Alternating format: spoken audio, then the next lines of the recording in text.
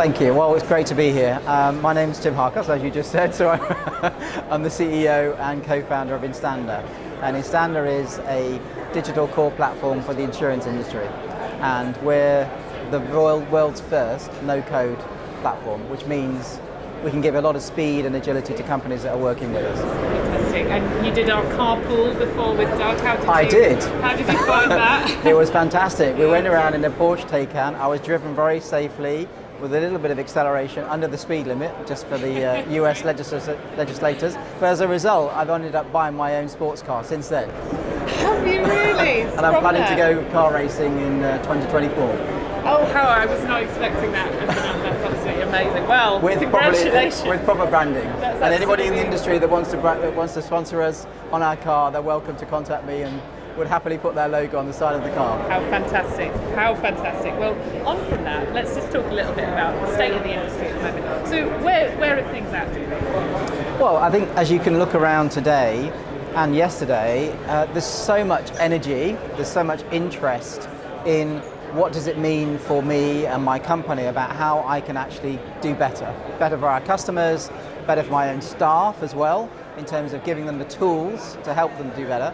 And that's what our company is about. We formed Instanda to provide a technology, and we call it democratized technology, because it puts it in the hands of the companies that are wanting to innovate, get new products out, reduce their costs. And you can't do that with old traditional technology. You have to give technology that people can really use, and that's why we designed ours to be no code. So in a way, our journey started many years ago, but I'm just thoroughly enjoying the conversations, the interest and the optimism for what the future might hold, and we're really excited to be part of this event and obviously the next few years with the industry as well. Fantastic. So would you say at the moment, is there a disconnect between the innovation teams and the IT department? Well, I think having previously been a CIO of a major insurer, it's very difficult for CIOs to relinquish themselves and separate running the day-to-day, the BAU, the keeping the systems going and dealing with the demands from the business just to keep everything on track. It's very difficult to then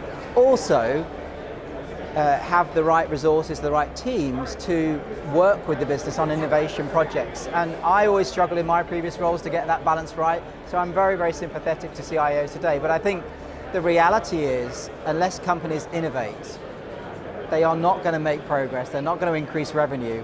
And so we have to find ways to get business folk who are with lots of ideas to work with their IT colleagues. And in a way, Instanda is a tool to help bring those communities together and give them a safe place to experiment and explore. Fantastic. And how do you remedy that at a large institution? Are there traditional institutions? Are they guilty of this?